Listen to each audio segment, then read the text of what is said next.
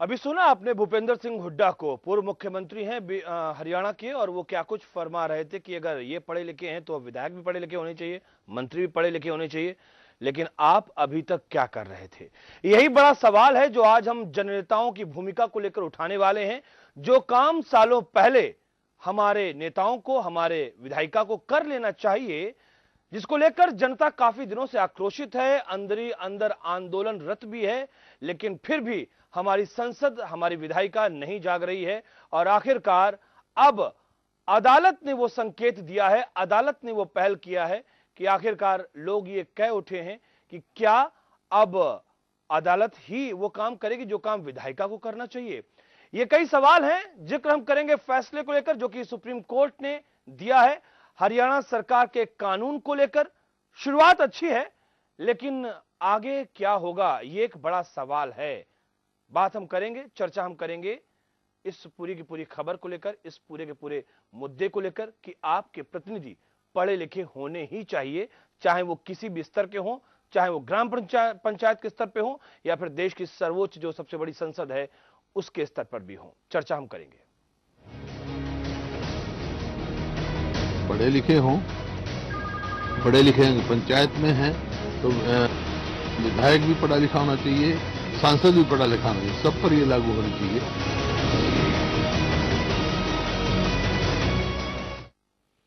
तो स्वागत है आप सभी का के न्यूज पर। मैं हूं आपके साथ मनीष बाजपेयी। आज अपने इस खास कार्यक्रम आज का मुद्दा में अगर आप ये कहें कि जो हमारी सरकार चला रहा है वो शिक्षित नहीं है, तो क्या आपको ये बात अटपटी नहीं लगेगी?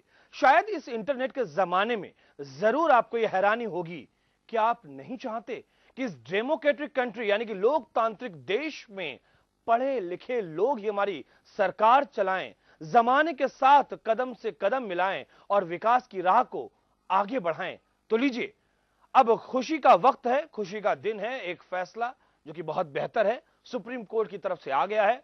सुप्रीम कोर्ट के फैसले के मुताबिक अब हरियाणा में पढ़े लिखे लोग ही पंचायत चुनाव लड़ सकेंगे। ये एक ऐतिहासिक फैसला है, देश में ये नजीर बन सकता है, बशर्ते तमाम राज्य सरकारें और केंद्र की सरकार इस फैसले के मर्म को समझ पाए। आखिरकार कोर्ट ये कहने पर क्यों मजबूर हुई कि हां, पढ़े लिखे जनप्रतिनिधि ही होने चाहिए हमारी तमाम सरकारों को चलाने के लिए।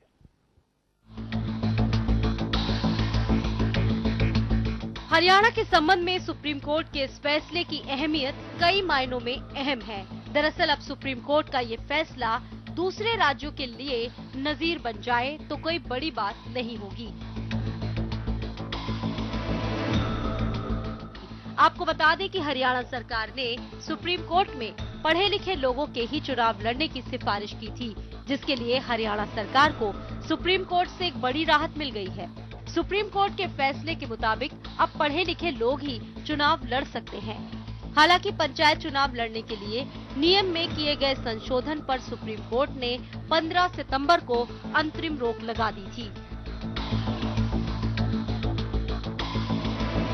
राज्य सरकार के नए नियमों के मुताबिक जनरल के लिए 10वीं पास, दलित और महिला के लिए 8वीं पास होना जरूरी है। इसके अलावा बिजली बिल के बकाया न होने, बैंक का लोन न चुकाने और गंभीर अपराधों में चार्जशीट होने वाले लोग भी अब चुनाव नहीं लड़ पाएंगे। अभी पेटिशन डिसमिस किए हैं, व्हाट आई हैव रेड इन, जो मैंने पढ़ा है। अब किस बात पे पेटिशन डिसमिस किए हैं ये पूरी पढ़ के ही, जो ऑर्डर पढ़ के ही मैं रिएक्ट कर सकता हूँ। शैक्षणिक योग्यता आपको लगता है होनी चाहिए चुनाव लड़ने? नहीं, हाँ, शैक्षणिक योग्यता के खिलाफ नहीं हूँ मैं, लेकिन जो इस सरकार की, हरियाणा सरकार की नीयत थी वो लागू करने की यही था, डिले करने का। पढ़े लिखे हों, पढ़े लिखे पंचायत में हैं तो क्या नाम, विधायक भी पढ़ा लिखा होना चाहिए, सांसद भी पढ़ा लिखा होना चाहिए, सब पर ये लागू होनी चाहिए। और ये अगर नीयत ये है थी सरकार की कि पढ़े लिखे लागू होने चाहिए तो अगली बार से लागू करना चाहिए था ये, लेकिन ये तो अभी ऑर्डर के देख के। हरियाणा में पंचायतों का कार्यकाल 25 जुलाई 2015 को खत्म हो गया था। नए चुनाव से पहले 11 अगस्त को राज्य सरकार ने पंचायती राज कानून में बड़े बदलाव किए। इसमें 4 बड़ी शर्तें जोड़ी गई। इसमें कैंडिडेट्स की एजुकेशन से जुड़ी सबसे बड़ी शर्त थी। बहरहाल एक याचिका के जरिए सरकार के इस फैसले को सुप्रीम कोर्ट में चुनौती दी गई है, जिस पर सुप्रीम कोर्ट ने कहा है कि हरियाणा में पंचायत चुनाव लड़ने वाले कैंडिडेट्स के लिए मिनिमम एजुकेशन क्वालिफिकेशन जरूरी होगी। यानी अब पंचायत चुनाव में जनरल कैंडिडेट्स का 10वीं पास होना बेहद जरूरी है। सुप्रीम कोर्ट ने कहा है कि सरकार ने जो नया कानून बनाया है वो सही है। नया कानून किसी भी मौलिक आधार को खत्म नहीं करता। हरियाणा के संबंध में सुप्रीम कोर्ट ने जो फैसला सुनाया है वो तब और भी महत्वपूर्ण हो जाता है जब राजनीति में अपराध और अराजकता के बढ़ते बोलबाले से आजिज जनता के बीच अब पढ़े लिखे जनप्रतिनिधियों की आवाज उठने लगी है। बहरहाल बेहतर यही होगा कि हरियाणा सरकार की तरह ही दूसरे प्रदेशों की सरकारें भी निचले स्तर से ही सही राजनीति में औपचारिक शिक्षा की जरूरत को तरजीह दें। ब्यूरो रिपोर्ट, के न्यूज। बड़ा सवाल यह है कि जिस काम को सालों पहले हो जाना चाहिए था वो काम अब तक नहीं हुआ है। जिनकी जिम्मेदारी है वो इससे कन्नी काटते रहे हैं, तमाम बातों का हवाला देते रहे, लेकिन फिलहाल कभी उन्होंने ये नहीं कहा कि जनप्रतिनिधि पढ़ा लिखा होना चाहिए, या फिर बहुत पुख्ता तौर पर इस बात के समर्थन में कभी नहीं आए कि हाँ, जो भी जनप्रतिनिधि हो वो कम से कम पढ़ा लिखा होना चाहिए। कभी ऐसा नहीं हुआ। लेकिन जब अदालत की दहलीज से, अदालत के गलियारे से यह फैसला सबके सामने आया तो जरूर दबी जबान में कहा कि हाँ, अगर ग्राम पंचायत स्तर पर पढ़े लिखे होते तो भाई विधायक भी होने चाहिए, सांसद भी होने चाहिए। लेकिन आपने किया कब?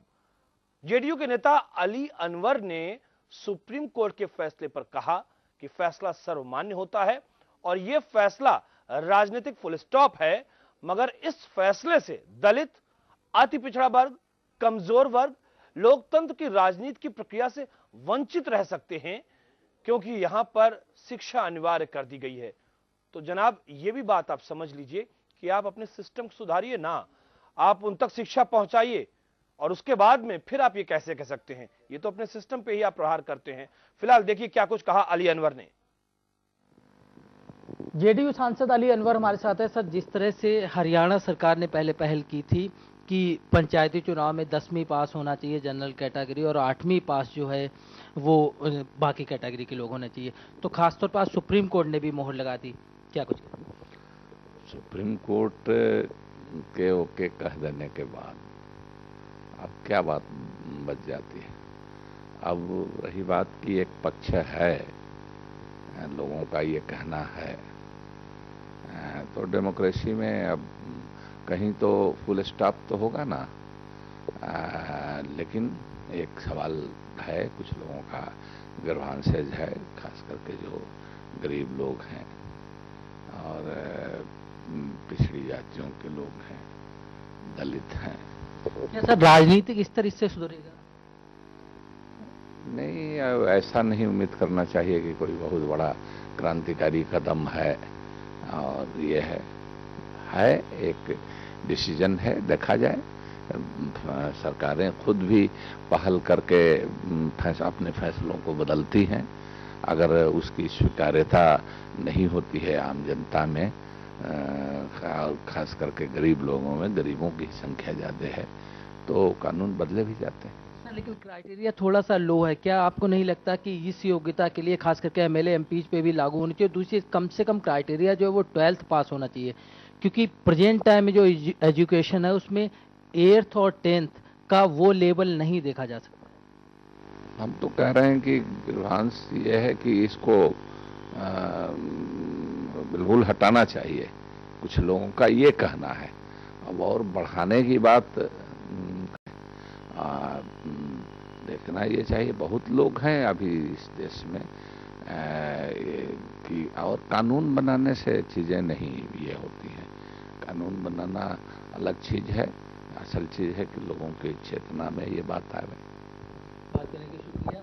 तो ये थे अली अनवर, जिन्होंने साफ तौर पे कहा है कि कानून बनाने से कुछ नहीं होता, असली मकसद है कि लोगों में जागरूकता होनी चाहिए। यानी कि एक कोशिश जो अदालत की तरफ से हुई है वो राजनीति के गलियारों में आते हुए दम तोड़ने लगती है, और ये शर्म की बात हमें भी लगती है और शायद आपको भी लगती होगी। फिलहाल हमारे साथ खास मेहमान जुड़े हुए हैं, हम उनका तारुफ करवाना चाहेंगे। अमित पुरी साहब है भारतीय जनता पार्टी से, वाईएम लोहित अधिवक्ता हैं हाई कोर्ट के, वो भी हमारे साथ मौजूद हैं। अशोक श्रीवास्तव हैं, रिटायर्ड जज हैं, आपका भी बहुत स्वागत है। मनीष जगन अग्रवाल साहब हैं, समाजवादी पार्टी से, आपका भी स्वागत है।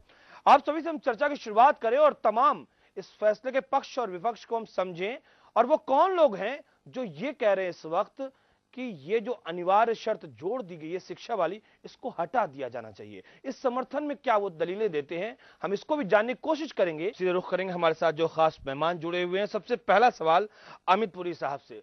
अमित पुरी जी, मुझे लगता है कि कोई भी जो पढ़ा लिखा इंसान है, जो इस देश का मुस्तकबिल बहुत अच्छा चाहता है, रोशन चाहता है, वो कोई भी इंसान इस बात का समर्थन नहीं करेगा कि हमारे जनप्रतिनिधि अनपढ़ हो, निरक्षर हो, अशिक्षित हो, कोई भी नहीं कहेगा। और जब आज अदालत की तरफ से यह फैसला आया है, माना कि हरियाणा सरकार ने कदम उठाया है, आपकी पार्टी की वहां पर सरकार है, तो उसके बाद ये स्वर भी हमें सुनाई पड़ रहे हैं कि ऐसा नहीं करना चाहिए। क्या आपका मानना है इस फैसले को लेकर, कितना सही और कितना गलत?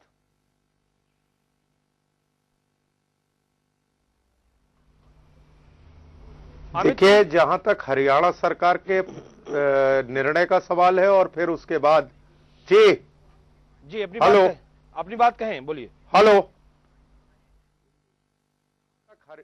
जहां तक हरियाणा सरकार के निर्णय और उसके बाद देश के सर्वोच्च न्यायालय के द्वारा उस पे मोहर लगाने का सवाल है, इस पे कोई दो मत नहीं हो सकते कि जनप्रतिनिधियों की शैक्षणिक योग्यता के बारे में कुछ ना कुछ पुनर्विचार हम आजादी के इतने सालों के बाद, और जिस तरह से लोकतंत्र में भीड़तंत्र और अपराध की दुनिया के लोगों का कदम बढ़ रहे हैं, उसको रोकने के लिए कोई प्रयास होने चाहिए थे, और हरियाणा सरकार का यह प्रयास निश्चित रूप से स्वागत योग्य है।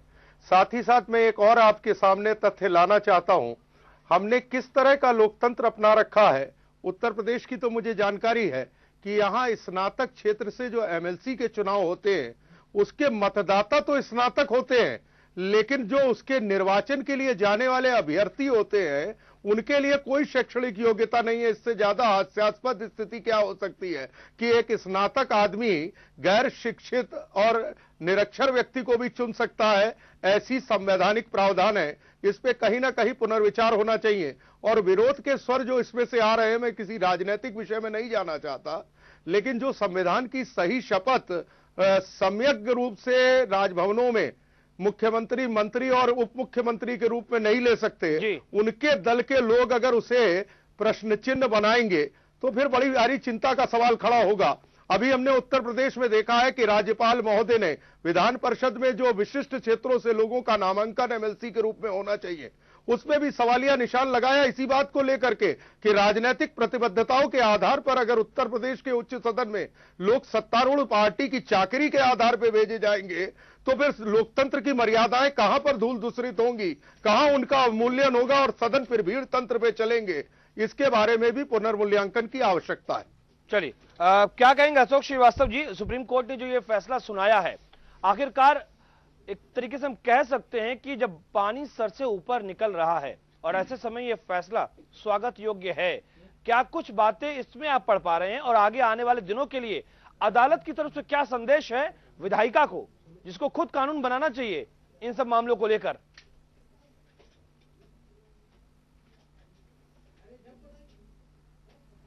देखिए, भारत के संविधान ने ये कानून बनाने का अधिकार पंचायत के सिलसिले में राज्य सरकार के विधानमंडल को दिया हुआ है, और राज्य सरकार का विधानमंडल सक्षम है कि वो पंचायत के मेंबर के लिए कोई अहर्ताएं रखे।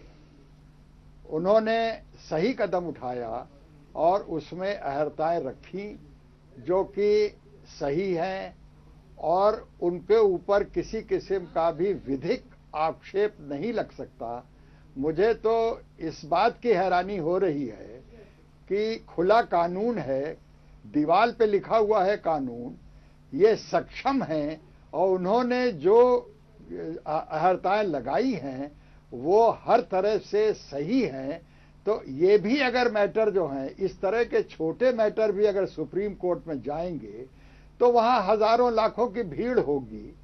ये मेरी नहीं समझ में आता कि ऐसे ऐसे मैटर भी सुप्रीम कोर्ट क्यों जाते हैं। नहीं तो ये तो बात समझना सुप्रीम बिल्कुल कोर्ट आसान ने है। कोई नया कानून नहीं बना जी, ये बात तो बिल्कुल समझना उन्होंने आसान तो है सिर्फ- अशोक जी, क्योंकि आप जानते ही हैं, बिल्कुल अभी उन्होंने हमने कहा कि भूपेंद्र सिंह हुड्डा को सुना, उन्होंने ये हाँ। दलील दी कि ये शक पैदा होता है क्योंकि ये मामला 11 अगस्त को राज्य हाँ। सरकार ने इसमें पंचायती राज कानून में जो बदलाव किए 11 अगस्त को किए, और उनका कहना है कि ये अभी बहुत कम वक्त बचा हुआ है, तो आप चुनाव को डिले करने की कोशिश कर रहे हैं, उनका ये कहना है। और शायद इसी वजह से जिसने भी याचिका लगाई हो, अभी उसका नाम तो हमारे सामने यहां पर नहीं है, लेकिन उसका बैकग्राउंड चेक करना बहुत जरूरी है कि वो कौन शख्स है जिसने सुप्रीम कोर्ट में अपनी याचिका यहां पर लगाई थी, जिसके चलते अब सुप्रीम कोर्ट ने ही फैसला सुना दिया सरकार के पक्ष में।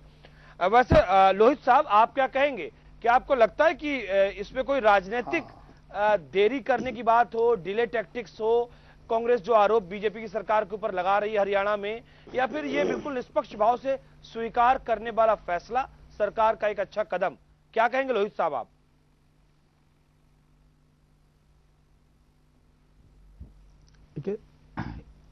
जो शैक्षिक योग्यता निर्धारित की गई है उसमें भी कुछ भेद हैं।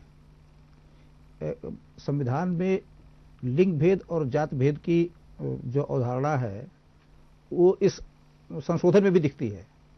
जैसे इसमें जनरल कैटेगरी को कहा गया कि मैट्रिकुलेशन, लेकिन महिलाओं और दलित को में रखा गया एर्थ, और उसमें भी दलित महिला जो है उसको फिफ्थ। तो ये एक तरीके से विधानमंडल के स्तर पर आत्मस्वीकृति है कि हरियाणा में महिलाओं और दलित को एक ही दशा में माना गया है, और इसलिए दोनों की एक क्वालिफिकेशन लिखी गई। तो जो पढ़े लिखे का कंसेप्ट है कि पढ़ा लिखा कौन, 5वां कि 8वां कि 10वां, ये भी एक चीज है जिस पर बात आनी चाहिए। दूसरा ये कि पंचायतों के लेवल पर 1993 में संविधान में संशोधन हुआ था, जिसके बाद इस देश में पंचायतों का महत्व बढ़ा। तो ये संशोधन एक राज्य स्तर पर है। मैं समझता हूं कि संसद के स्तर पर इस बात की पहल होनी चाहिए कि सारे देश में एक रूपता हो कानून में, क्योंकि पंचायतों के चुनाव में जो अलग अलग तरह से योग्यताएं निर्धारित की गई हैं, कहीं पर शिक्षा है, कहीं पर शिक्षा के साथ टॉयलेट भी का भी मामला है, बैंक लोन का भी है। जो प्रपत्र हमने देखा फॉर्म 4B हरियाणा सरकार ने जो जारी किया है, उसमें है कि बैंक के लोन हम अदा कर चुके हैं।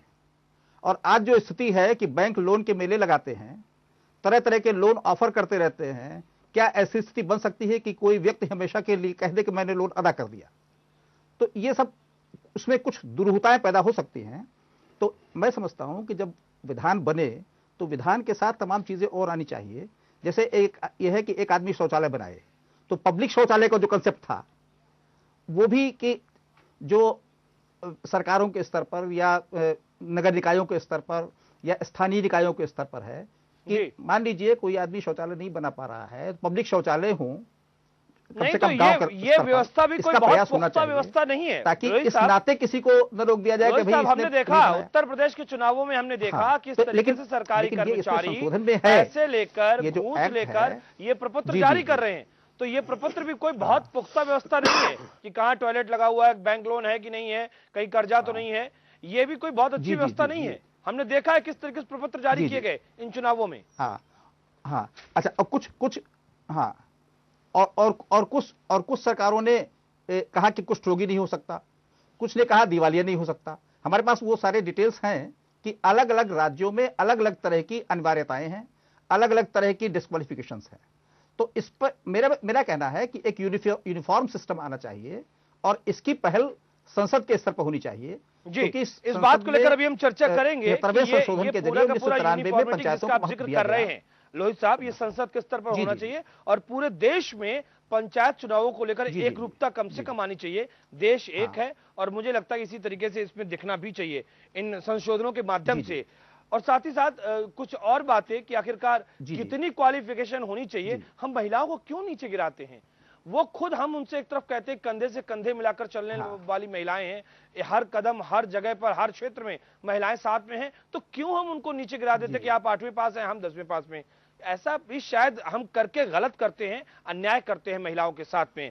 नहीं, बहरहाल हम ये कई नहीं कह रहे। सवाल मैं आऊंगा लोहित साहब आपके पास में, मैं आऊंगा मनीष जगन अग्रवाल साहब से लेते है हैं कि क्योंकि अभी कई सारी बातें अमित पुरी साहब ने कही सत्ताधारी के लिए। अशोक जी आप कुछ कहना चाह रहे हैं?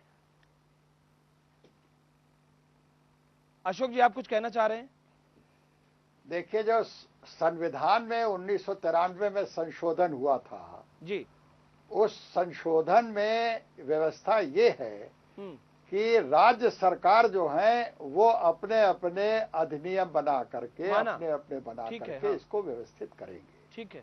तो यूनिफॉर्मिटी के लिए संसद तभी एंटर कर सकती है जब कि या तो सारे स्टेट्स उसको ऑथराइज करें, हाँ, या ये बात आपकी मानी, ये अधिकार तो राज्यों का अधिकार है। अहर्ताएं जो हैं वो संसद तय करेगी। ये मैं आपकी बात स्वीकार करता हूँ, तो संवैधानिक नियम है, संवैधानिक कानून है, संविधान में ये व्यवस्था दी गई है कि पंचायत के जो मामले और एक रूपता जो है जी नहीं हमारे यहाँ तो भारतवर्ष में तो हर इतना वैसा फैला हुआ है कि यहाँ हर तरह का सब चीज अलग अलग प्रदेशों में अलग अलग है। इसलिए अहर्ताएं भी जो हैं हर प्रदेश की रिक्वायरमेंट के हिसाब से ही रखी जा सकती हैं, जो कि वहीं पर हो सकती हैं। इसकी वैसे जो कह रहे हैं हमारे साथी, लेकिन बड़ा अफसोस होता है अशोक श्रीवास्तव जी, मैं आपको रोकना चाहूंगा।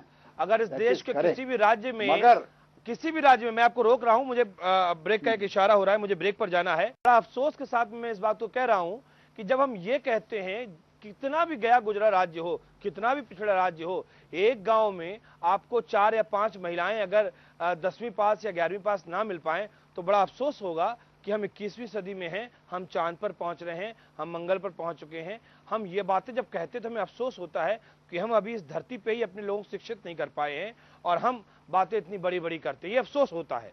बहुत सारी बातें जिनको हम कह सकते हैं, लेकिन फिलहाल एक छोटा सा ब्रेक लेंगे और ब्रेक के बाद जब आएंगे तो मनीष जगन अग्रवाल साहब से सीधा सवाल होगा, क्योंकि बहुत सारी बातें अमित पुरी साहब ने कही हैं और ये कहा है कि स्नातक चुनते हैं एक निरक्षर और अशिक्षित व्यक्ति को, क्योंकि प्रावधान ऐसा है। चर्चा हम कर रहे हैं सुप्रीम कोर्ट के एक ऐतिहासिक फैसले की, जिसके बाद कई चर्चाएं चल पड़ी हैं सत्ता के गलियारों में भी, राजनीति के गलियारों में भी और जनता के बीच। और यकीन मानिए 2 तस्वीरें हमारे सामने यहां पर इस वक्त आती हैं। एक तस्वीर तो जनता की तरफ से आती है, जहां पर लाखों का पैकेज छोड़कर हमने देखा है कई लड़कियां वो ग्राम प्रधानी का चुनाव लड़ती। हमने जयपुर में भी, राजस्थान में भी देखा और अभी हाल में बिजनौर में हमने देखा किस तरीके से एक लड़की लाखों का पैकेज छोड़कर चुनाव लड़ रही है। और दूसरी तरफ हमारे देश की सरकारें जो पिक्चर पेश कर रही हैं वो 4थी और 5वीं पर अटकी हुई हैं और उसमें भी क्लासिफिकेशन होता है कि दलित ये और ये महिला इतनी, इस तरीके से 4थी और 5वीं पर अटके हुए हैं। और उसमें भी ये कहा जा रहा हो सकता है कोई गांव ऐसा हो जिसमें 4थी और 5वीं पास भी महिला ना मिले। तो शर्म आती है इन सब बातों को सोचते हुए भी और कहते हुए भी, और जो लोग इस बात की व्यवस्था बनाते हैं उनको देखकर भी कि आखिरकार वो क्या सोचते हैं अपनी व्यवस्थाओं के बारे में। खास मेहमान लगातार हमारे साथ मौजूद हैं। मनीष जगन अग्रवाल, आपसे यहां पर यह सवाल है, जैसा कि अभी अमित पुरी साहब ने कहा था कि उत्तर प्रदेश की सरकार को लेकर, एमएलसी के मनोनयन को लेकर विवाद अभी भी चल रहा है। जिस तरीके से हमने देखा उत्तर प्रदेश में जो प्रपत्र सरकारी ऑफिसर हैं पैसे लेकर प्रपत्र बना रहे हैं, ये बता रहे कि हाँ आपका टॉयलेट बना हुआ, ठीक, ओके, आपके पास में ये लोन नहीं, ओके, इस तरीके से चीजें हो रही हैं। ऐसे में पंचायती चुनाव की व्यवस्थाएं कैसे सुचारू ढंग से चलेंगी?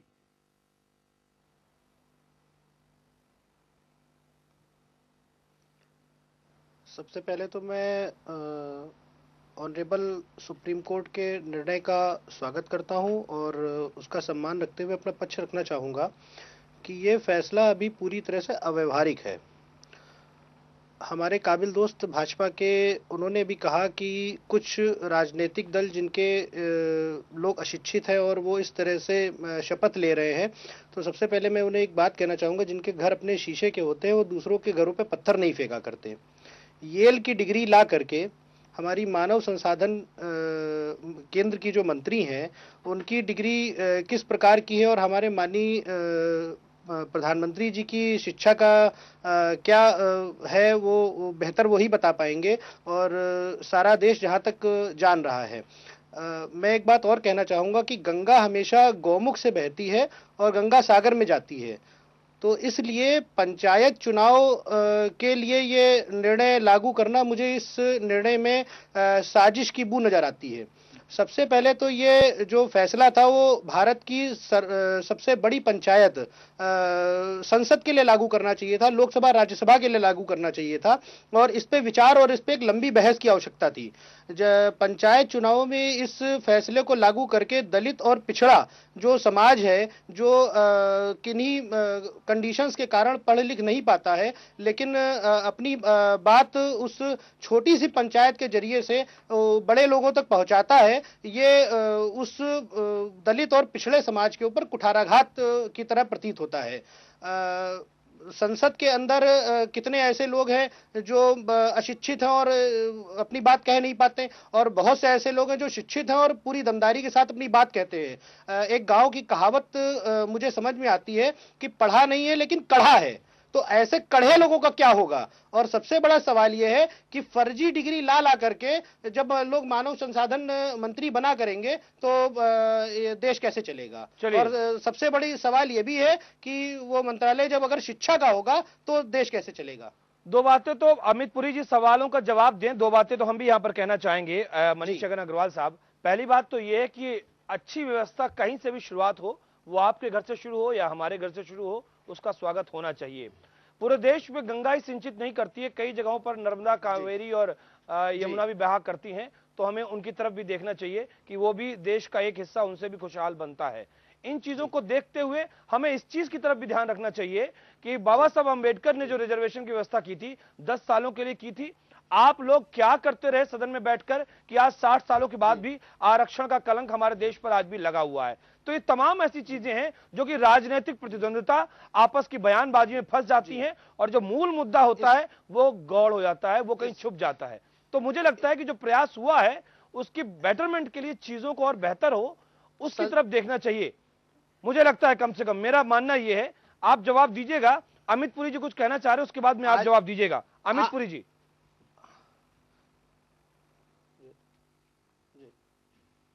देखिए, जहां तक मेरे उत्तर प्रदेश के अंदर उच्च सदन के मनोनयन का प्रश्न था, वो मैंने किसी राजनीतिक हस्तक्षेप या विरोध के चलते नहीं उठाया।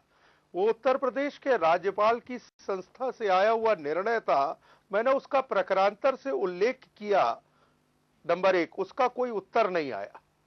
जहां तक मानव संसाधन मंत्री भारत सरकार की शैक्षिक योग्यता का प्रश्न है, पिछले 18 महीने से उसी तरह से वो बज रहा है जैसे गुजरात के दंगों को लेकर के फैलाया हुआ झूठ कई साल तक बचा, और फिर सुप्रीम कोर्ट और एसआईटी के द्वारा निर्णय होने के बाद भी आज भी कुछ लोगों की जबान पर मौत का सौदागर आ जाता है। उसे हम रोक नहीं सकते। हम स्वागत करते हैं और चैनल से कहते के माध्यम से कह रहे हैं, जिनको मानव संसाधन मंत्री की शैक्षिक योग्यता को लेकर चिंता हो या उनकी डिग्री के फर्जीकरण को लेकर के कुछ विषय हो, तो भैया दिल्ली में कई मंत्रियों के ऊपर ऐसी स्थिति आई, जेल गए। आप सुप्रीम कोर्ट चले जाओ, मामला कोर्ट से डायरेक्टिव ले आओ। मामला यहाँ पर विषयांतर हो रहा है की तरह अमित और पुरी बाकी साहब, के दलों की तरह अमित पुरी साहब फैसले पुख्ता पर तौर पर सदन आप नहीं भी कह सकते हैं। रोकेंगे। मैं इसकी गारंटी आज चैनल के माध्यम से ये दे रहा हूं। विषयांतर हो रहा है। मैं आपको यहाँ पर रोक रहा हूँ क्यों, राजनीति इतनी फिसलती हुई डगर है कि कब यहाँ पर कौन फिसल जाए कुछ कह नहीं सकते हैं। नहीं, विषयांतर नहीं हो रहा है, सवाल उठा है इसलिए मुझे उत्तर देना है। लोकसभा सचिवालय में मानव संसाधन मंत्री की शैक्षिक योग्यता के दस्तावेज दाखिल है, ठीक है, उनके चुनाव लड़ने के समय के दाखिल है। अगर कोई डिस्क्रिपेंसी है, let it be scanned by the court. कोई भी चला जाए पीआईएल के अंदर और उसके अंदर जाकर के उसको ऑब्जेक्टिव जो भी है उसका मुझे लगता है बनाए रेट पिटीशन का। मुझे लगता है ये बात अग्रवाल साहब को मालूम होगी और कोर्ट में सुनवाई कराए, निर्णय लेके आए। कौन मना कर रहा है? मुझे लगता है ये बातें अग्रवाल साहब को मालूम होंगी, क्योंकि मामला हम डिस्कस कि 15 लाख का जुमला नहीं, वही मैंने कहा के जुमले पे अग्रवाल साहब या पॉलिटिकल इश्यूज पे बहस करनी हो। अमित पुरी साहब और छगन अग्रवाल साहब, बहुत गंभीर विषय है आज का। पंचायत के चुनाव में इसको राजनीतिक दंगल न बनाएं। लोकतंत्र की जड़ में शिक्षा का बुनियादी अग्रवाल साहब और अमित पुरी हरियाणा की सरकार ने किया, यह स्वागत योग्य कदम है। मेरा लोकतंत्र की जड़ें है पंचायत, और पंचायत से शिक्षा का प्रारंभ इस वृक्ष को आगे ले जाएगा। देश को, पूरे देश को बताया है कि इस तरह के जुमलों का क्या हश्र होता है। उस सवालों पे जब बहस करनी हो तो करिएगा, इस समय विषयांतर मत कीजिए। हरियाणा सरकार के शिक्षा के पंचायतों में फैसले पर बहस हो रही है। चलिए इसमें एक साजिश की बू नजर आती है। मैं आपको सबसे सांप्रदायिक पहले करने की कहना बू आ सकती है। दलित और पिछड़ा मैं आपको रोक रहा हूं, कृपया करके आप आपको साजिश नजर आएगी, सांप्रदायिकरण भी नजर आएगा। ये फैसला संसद के ऊपर क्यों नहीं लागू किया गया? लोकसभा राज्यसभा में लागू करना चाहिए था। चलिए ठीक है, इस पर विचार, इस पर एक देश में बड़ी बहस की जरूरत है। अग्रवाल जी, आज शुक्रवार का दिन है, शुक्रवार का दिन संसद में प्राइवेट मेंबर बिल का दिन होता है। ये कोई तरीका है? सपा के सदस्यों से कहिए प्राइवेट मेंबर बिल ले आए, इस पे एक बड़ी प्राइवेट मेंबर बिल ले आए। फ्राइडे का दिन इसीलिए सदन में मुकर्रर किया जाता है। आप संसदीय परंपराओं को जानते होंगे। ये देश को तय करना होगा। कुछ लोग विधानमंडल में बैठ करके कुछ लोगों के भविष्य का फैसला कर लेंगे, ये कैसे संभव है? अमित पुरी जी, अग्रवाल एक बड़ी बहस का सवाल है। परिवार संविधान में अमित पुरी जी, मैं आपको रोक रहा हूं, कर ले वो ठीक है। समय बहुत जल्दी संसद में खत्म हो जाता है। सदनों में बैठकर विचार हो, ये ठीक नहीं है। अग्रवाल साहब, सवाल सीधा आपसे है। अगर हरियाणा सरकार ले आई तो क्या गुनाह हो गया? क्या कोई अच्छे काम की अगर शुरुआत होती है, आपके उत्तर प्रदेश से शुरू हो, स्वागत उसका भी होगा। अगर किसी ने अच्छे काम की शुरुआत की है, गुनाह बिल्कुल नहीं हुआ तो फिर क्या दिक्कत है? क्या दिक्कत क्या है? हरियाणा सरकार के फैसले की दिक्कत क्या है? गुनाह नहीं कह रहा हूं, मैं बिल्कुल गुनाह नहीं कह रहा हूं। तो ठीक है, जैसा अगर आप चिंतित हैं, स्वागत कर रहा हूं, ठीक है। लेकिन और अगर आप चिंतित हैं श्रीमान जी अग्रवाल साहब, ये बहुत बेहतर कहा अमित पुरी ने कि प्राइवेट मेंबर बिल, जो कि हमारी एक परंपरा है, हमारी एक व्यवस्था है। आपके समाजवादी पार्टी के 5 मेंबर वहां पर हैं, कोई भी ला सकता है, कोई भी सदन पे पटल पे चर्चा के लिए डाल सकता है, इस चीज को रख सकता है, उसके ऊपर चर्चा हो सकती है। पास होना या फेल होना वो एक अलग बात है, लेकिन वो लेकर आए, इसमें क्या दिक्कत है? इसमें दूसरे की तरफ आप उंगली क्यों उठाते हैं? स्वयं को देखने की परंपरा कब शुरू होगी भारतीय राजनीति में? सबसे बड़ी बात यह है कि ये फैसला पंचायत चुनाव पे ही क्यों लागू किया गया? ओफो, मैं ये कह रहा हूं कि आप संसद में हैं, गरीब, सबसे पिछड़ा, सबसे कमजोर व्यवस्था का आदमी चुनाव लड़ता है। आप बात नहीं समझ रहे हैं, आप बात नहीं समझ रहे जो मैंने कहा। तो सबसे पहले सर्वोच्च पंचायत के ऊपर लागू होना चाहिए था। लोहित साहब कुछ कहना चाह रहे हैं। लोहित साहब, आप कुछ कहना चाह रहे हैं, आप बोले। उससे ये भटकाव है जी, बिना जी हाँ, मैं ये कह रहा हूं कि बिना किसी ऐसे फैसले के बहुत पहले, इस देश की आज़ादी के 5 ही साल के बाद केरल की सरकार ने जो व्यवस्थाएं की, वहां पर 75% से ज्यादा ग्रेजुएट हो गए। तो अगर सरकारें अपने स्तर पर प्रयास करें तो उसमें पहले ये होना चाहिए, हमारा जो कहना था कि शिक्षित हों जी। अगर 1950 में संविधान के लागू होने के बाद 2009 में आकर राइट टू एजुकेशन एक्ट 2009 बनता है, और जिसका भी पूरी तौर पे इम्प्लीमेंटेशन नहीं हुआ, जबकि राष्ट्रीय सरकार ने रूल बनाया 2010 में, उत्तर प्रदेश सरकार ने उस एक्ट के तहत बनाया रूल 2011 में, और अभी भी सब लोगों को प्राथमिक शिक्षा उपलब्ध नहीं है। ये हाल हरियाणा में भी है और तमाम प्रदेशों में है। मेरा यह कहना है कि अगर लोग शिक्षित होना ही चाहें और आप स्कूल मुहैया न कर पाएं, लोग उच्च शिक्षा भी पाना चाहें, आप सीटें ही न दे पाएं, इंफ्रास्ट्रक्चर ही न दे पाएं, तो कानून किताबों में रह जाएगा। विधायिका का काम है विधान बनाना, कार्यपालिका का काम है उसको लागू करना, लेकिन जो 2009 में कानून बन गया राइट टू एजुकेशन का, उसके तहत अभी सब प्राइमरी एजुकेशन भी नहीं पा सके, ये मेरा कहना है। तो इसीलिए हम यूनिफॉर्म एजुकेशन की बात हम जो कर रहे थे, हो सकता है उसमें किसी को बुरा लगा हो या लगा हो कि ऐसा नहीं हो सकता, लेकिन मेरा यह कहना है कि पहली होती है बात नीयत की, और सुप्रीम कोर्ट ने जो जजमेंट किया है, और यहाँ रिटायर्ड जज साहब, जब बात आपने नियत की कही है, हमेशा पहले ये मान के चलती है कि विधानमंडल का जो लोहित साहब शब्द है उसी को हमको माना जाना चाहिए। लोहित साहब, आपने ये शब्द यहाँ पर इस्तेमाल किया है, नियत, और जब नियत की बात आती है तो एक बड़ा व्यापक परिदृश्य हमारे सामने नजर आता है। मुझे लगता है कि जब विधायिका या हमारे देश के जो जनप्रतिनिधि हैं, जो हमारे देश के राजनेता हैं, जो हमारी कानून बनाने वाली व्यवस्था है, जब वो कहीं पीछे हटती है अपने उत्तरदायित्व से, हमने ये भी देखा तब अदालतें हस्तक्षेप करने के उस अधिकार क्षेत्र में आ जाती हैं, जबकि वो ऐसा करना नहीं चाहती हैं। जो काम विधायिका को करना चाहिए वो काम अदालतें कर रही हैं। अशोक श्रीवास्तव, इस पर अगर आप इजाजत दें हमको जी, हमको अगर इजाजत दें तो मैं बात कह दूं जी, बोलिए। 1991 में पहली बार सुप्रीम कोर्ट ने एक जजमेंट में ये बात एडमिट की। सुप्रीम कोर्ट ने कहा कि पहले हम विधायिका या संसद के बनाए हुए कानूनों में यह समझ के हस्तक्षेप नहीं करते थे कि हम ये मानते थे कि ये जनता की आवाज है।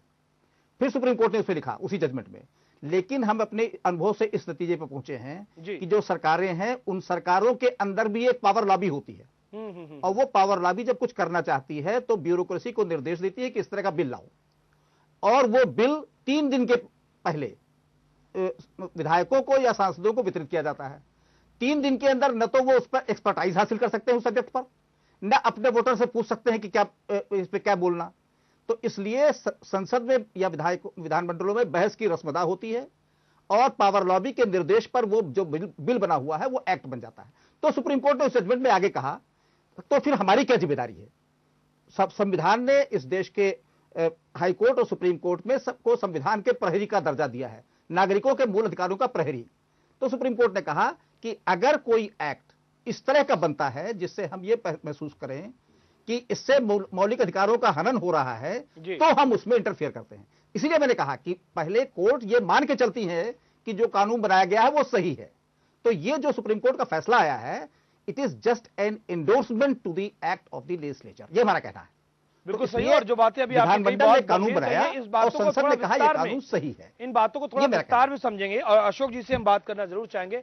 फिलहाल एक छोटा सा ब्रेक ले रहे हैं, ब्रेक के बाद में जब लौट कर आएंगे तो जो बातें अभी लोहित साहब ने कही हैं बहुत गंभीर हैं, और मुझे लगता है कि पूरा का पूरा सार है इसमें कि आखिरकार कोर्ट आगे बढ़कर अब विवश हो रही हैं कि जो काम विधायिका को करना चाहिए, ऐसा लगता कि अब अदालत शासन सत्ता में आगे बढ़कर हमें दिखती हुई कम से कम नजर तो आ रही है।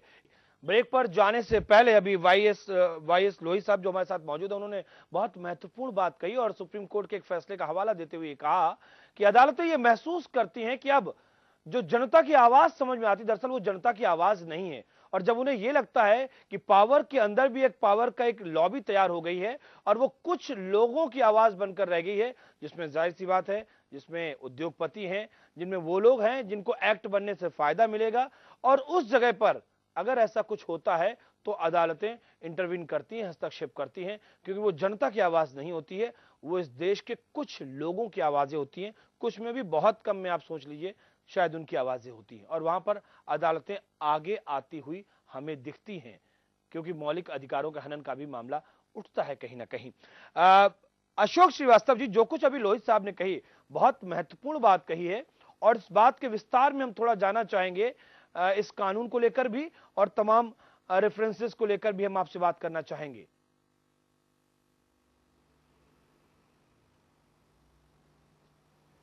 ऐसा है कि भारत के संविधान ने कानून बनाने के लिए 2 इनेक्टिंग बॉडीज बनाई है, सेंटर में पार्लियामेंट और स्टेट में स्टेट लेजिस्लेचर।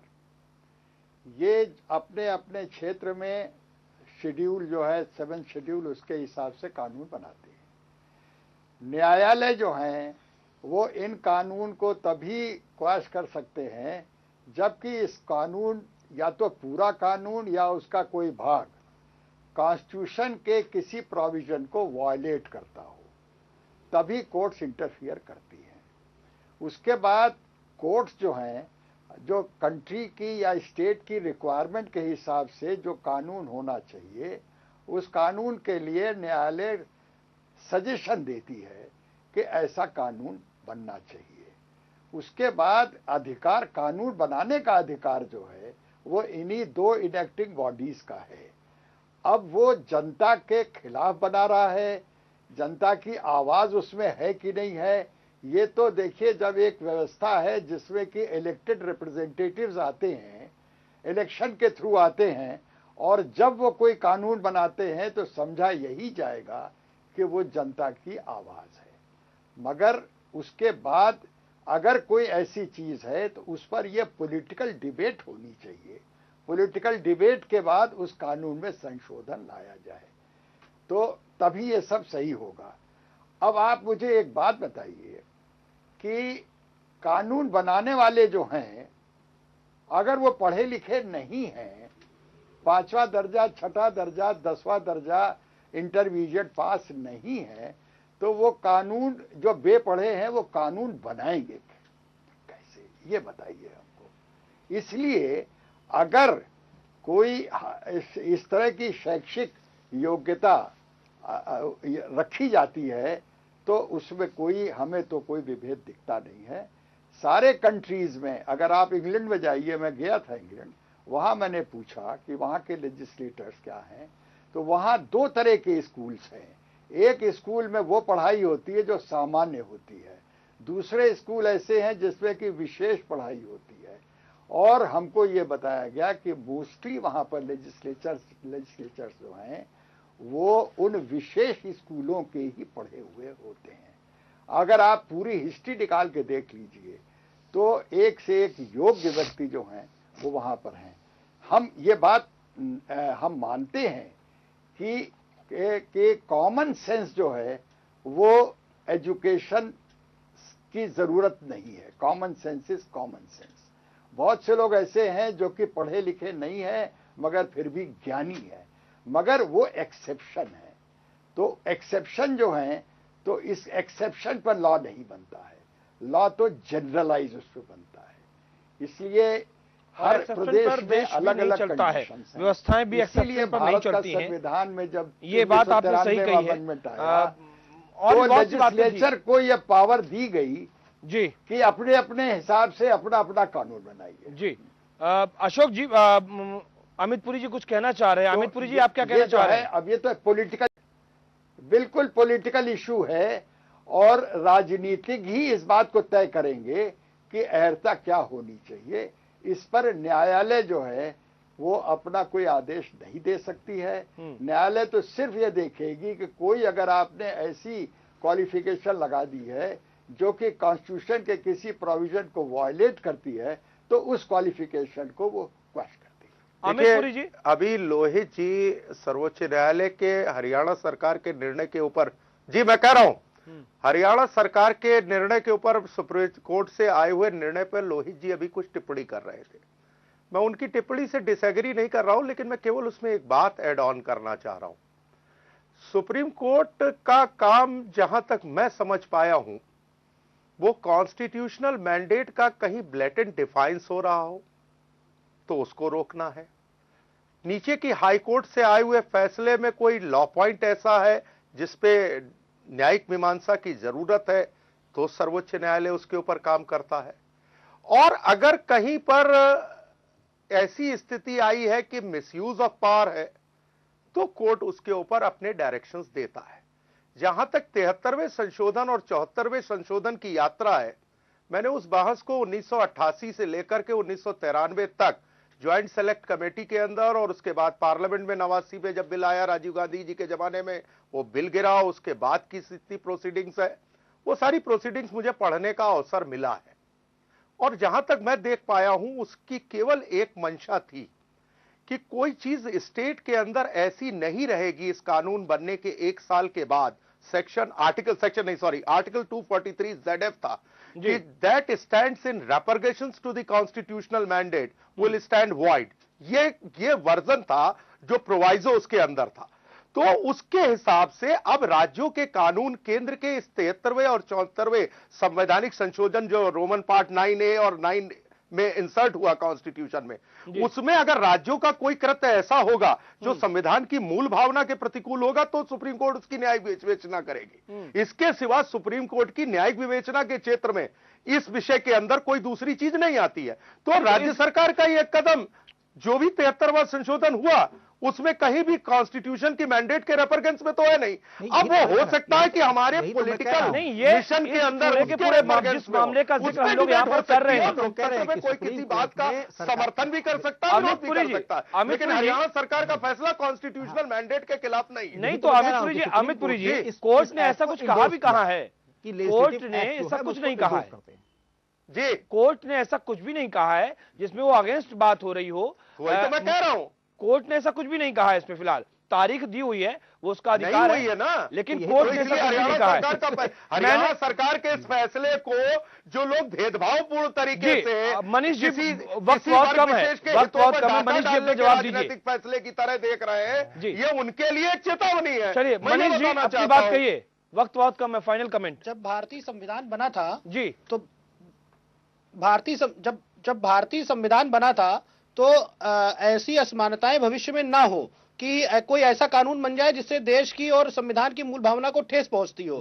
तो इसलिए उच्च सदन और निचले सदन, दो सदनों का निर्माण किया गया था। पार्लियामेंट में भी किया गया था और असेंबली में भी किया गया था, और उसी व्यवस्था के तहत उच्च सदनों में पढ़े लिखे और अच्छे लोग भेजे जाते थे कि जिससे वो जाएंगे, और अगर कानून कोई पास होना होगा तो दोनों सदनों से पास होगा और तभी वो कोई कानून बनेगा। आज मैं ये देख रहा हूं कि अगर ये कानून बन रहा है तो मैं इस कानून का पूर्णतः स्वागत करता हूं। और हमारे माननीय मुख्यमंत्री जी ने भी ये कहा है कि हम असेंबली के अंदर अच्छे और पढ़े लिखे लोग चाहते हैं, और इसीलिए 2017 में आगामी चुनाव में समाजवादी पार्टी अच्छे और पढ़े लिखे युवाओं को ज्यादा से ज्यादा टिकट देगी, जिनमें डॉक्टर्स, एमबीए और शिक्षक होंगे। खैर, मैं एक बात ये कहना चाहूंगा कि ये फैसला एकदम से लागू नहीं किया जाना चाहिए था। इस फैसले पर एक लंबी बहस की जरूरत थी, और ये फैसला उच्च सदन से लागू होता तो ज्यादा बेहतर होता। एकदम लागू कर देना, वही बहेगा, तुम्हारा हक मारा जा रहा है, उनके वक्त हमारे पास खत्म हो रहा है, लेकिन अच्छी बात है। मुझे लगता है कि जो लोग कानून बनाने वाले हैं वो समाज के बीच से ही आते हैं, और वो पढ़े लिखे होंगे तो बहुत बेहतर होगा। मुझे लगता है चीजों को समझ भी पाएंगे अच्छी तरीके से। फिलहाल बहुत शुक्रिया अमित जी, आपका भी अच्छा विश्लेषण किया। पंचायत चुनाव के लोग कानून नहीं बनाते हैं, वो संसद और उसमें जाकर नहीं बैठते हैं। चलिए, अच्छी बात है। मैंने बहुत सारी बातें, वक्त मेरे पास खत्म हो रहा है, तो ग्राम संसद के लोग ना चाहते हुए भी चर्चा को मुझे खत्म करना पड़ रहा है, क्योंकि वक्त हमारे पास आगे मुझे इजाजत नहीं दे रहा कि इस कार्यक्रम को हम आगे बढ़ा पाए। लोहित साहब, बहुत शुक्रिया आपका। अशोक श्रीवास्तव जी, बहुत शुक्रिया आपका। मनीष जी, आपका भी बहुत शुक्रिया। तो फिलहाल एक अच्छी पहल है और इस अच्छी पहल का स्वागत करना चाहिए, और जो भी बातें इस पहल के मार्ग में अवरोधक के तौर पर आ रही हैं, कम से कम उन अवरोधों को दूर करना चाहिए। इस पहल को देश के लिए, देश की व्यवस्था के लिए एक नजीर के तौर पर देखा जाना चाहिए। इस कार्यक्रम में फिलहाल इतना ही। दीजिए इजाजत, नमस्कार।